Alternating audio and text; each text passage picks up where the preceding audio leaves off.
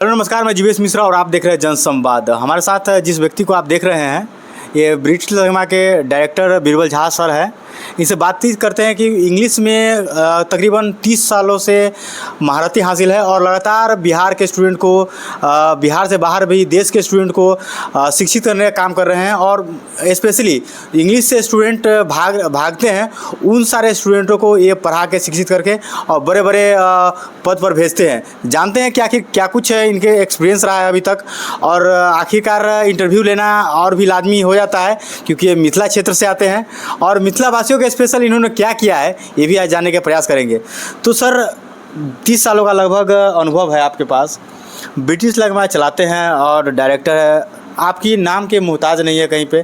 तो मिथिला वासियों के लिए स्पेशल देखा जाए तो अभी तक क्या स्पेशल वो पैकेज आप दिए हैं, इस पर पहले बताइए। देखिए, मिथिला ही नहीं, मिथिला तो एक भूभाग है।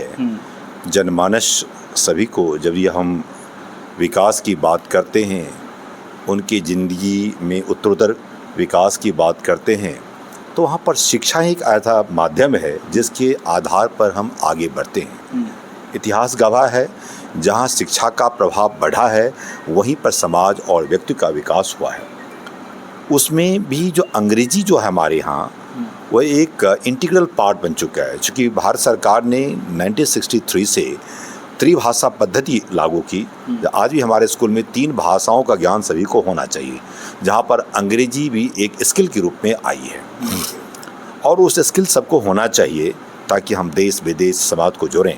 मेरा मानना है केवल अंग्रेजी ही नहीं, मातृभूमि मातृभाषा का अच्छा ज्ञान होना चाहिए, हिंदी का अच्छा ज्ञान होना चाहिए, साथ ही साथ अंग्रेजी का भी अच्छा ज्ञान होना चाहिए। क्योंकि आपको अंग्रेजी जो है वो कहीं ना कहीं प्रोफेशन की भाषा होती है, रोजी रोटी की बात करती है और हमारी देश की जो भाषा है वो कहीं ना कहीं दिल की बात करती है। अच्छा। तो दिल से जोड़ने के लिए हमें हिंदी अपनी मातृभाषा को सीखना चाहिए, कमांड होना चाहिए। We should equal command of all 3 languages. जहाँ तक मिथिला की बात आपने की, मैं मिथिला क्षेत्र से हूँ। जननी जन्मभूमिश्च स्वर्गादपि गरीयसी। जिस क्षेत्र में जन्म हुआ वही तो हमारे स्वर्ग है और उसी के लिए वह करना चाहिए। तो अपने माता पिता और वहाँ के लिए ऋण को उत्तीर्ण करना चाहिए। तो मैं वहाँ के युवक के लिए सशक्त बनाने के लिए उनको जीवन के मुख्य राष्ट्र जो धारा है, राष्ट्र के मुख्य धारा है, उनसे वह कैसे जुड़ें, स्वावलंबी कैसे बने। मेरा मानना है यदि हर व्यक्ति यदि स्वावलंबी हो जाएगा, हर व्यक्ति यदि अच्छा हो जाएगा तो हमारा समाज अच्छा हो जाएगा, हमारा देश अच्छा हो जाएगा। हर व्यक्ति की तरक्की में ही हमारे समाज और देश का विकास संभव है। इसीलिए शिक्षा और ख़ास करके अंग्रेजी शिक्षा का पूरा ज्ञान होना चाहिए और इसी के लिए हम 3 दशक से ज़्यादा काम करते आ रहे हैं। अंग्रेजी के नाम सुन के बिहार के खासकर जो विद्यार्थी हैं वो डरते रहते हैं, नाम सुनकर भागते हैं। उनको आप कैसे सरल बनाते हैं, उनको कैसे मोटिवेट करते हैं कि हाँ इंग्लिश के प्रति थोड़ा सा जागरूक हो और थोड़ा सा मोटिवेट हो? देखिए, विडम्बना ये है, अंग्रेजी कोई कठिन भाषा नहीं है, बहुत सरल भाषा है। It is well organised, well structured language. Problem है कि बिहार ही एक ऐसा राज्य है भारतवर्ष में जहाँ की 7 दशक से ज़्यादा pass without English in 10th board exam has been in effect. अर्थात अंग्रेजी में पास हो फेल हो कोई काउंटिंग नहीं होगी। तो बच्चे उस पर ध्यान नहीं देते हैं, खास करके वो सरकारी स्कूल में जाते हैं।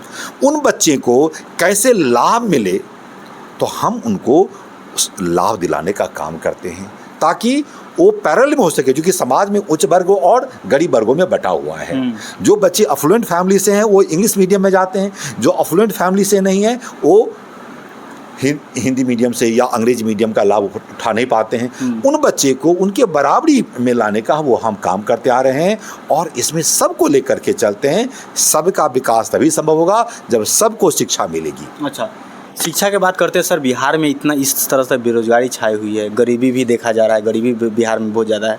और गरीब बच्चा कोई और जो मान के चलिए आपके इंस्टीट्यूट में पढ़ना चाहे, आपके कोचिंग में पढ़ना चाहे, आपके संस्था में एजुकेशन लेना चाहे, जिसके पास आर्थिक रूप से उतना सक्षम नहीं है पेमेंट करने के लिए, उस स्टूडेंट को क्या करना चाहिएगा? उस स्टूडेंट आखिर क्या करे? देखिए, जो बच्चे सक्षम है वो अंग्रेजी शिक्षा पाने के लिए 12 साल तक इंग्लिश मीडियम में पढ़ते हैं, लाखों रुपये खर्च करते हैं और हम इसी से 2-4-5 हज़ार रुपये में उनको अंग्रेजी सिखा देते हैं। उसमें भी जो बिल्कुल गरीब हैं उनको हम बिल्कुल निःशुल्क शिक्षा देते हैं। और वो हम आज से नहीं, 3 दशक से 30 साल से ज़्यादा यह काम हम करते आ रहे हैं और मुझे अच्छा लगता है। और उन बच्चे को जब कल देखते हैं वह अच्छा विकास करते हैं, अपने पाँव पर खड़े होते हैं, उनकी जीवन में तब्दीली आती है, तो मुझे भी काफ़ी अच्छा लगता है। और मैं दूसरों की मुस्कुराहट में भी अपनी ही मुस्कुराहट मैं देखता हूँ। अच्छा, थैंक यू। चुनावी वर्ष है इस साल, थोड़ा सा राजनीति पर बात कर लेते हैं। इस बार बिहार की राजनीति को कैसे देख रहे हैं? मिथिला क्षेत्र के लिए क्या विशेष मखाना बोर्ड का भी ये मोदी ने शिलान्यास सारा चीज़ कर दिया, तो इसको कैसे देख रहे हैं आप?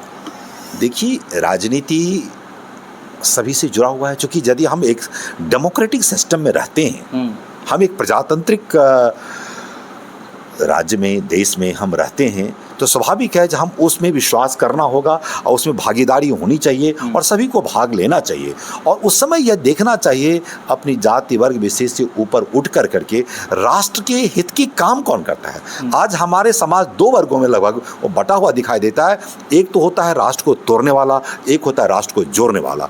तो जो राष्ट्र की जोड़ने की बात जो करते ही नहीं है, जो करते हैं, जो आंख दिखाओगे तो आंख निकाल देंगे, और हमने हाल फिलहाल में भी देखा है। हाँ। तो हमें उस पर ध्यान रखना चाहिए। और मुझे उम्मीद है कि इस बार के जो चुनाव में जो है वो लोग काफ़ी सजग हो चुके हैं और जनता इस बात को समझ रही है, और देखेंगे जो आने वाली सरकार होगी वो पूर्ण बहुमत से वह फिर से नई सरकार बनेगी और सभी की खुशहाली आएगी। खैर, आप क्या सोचते हैं? अपनी प्रतिक्रिया जो है कमेंट बॉक्स में ज़रूर दीजिएगा। धन्यवाद।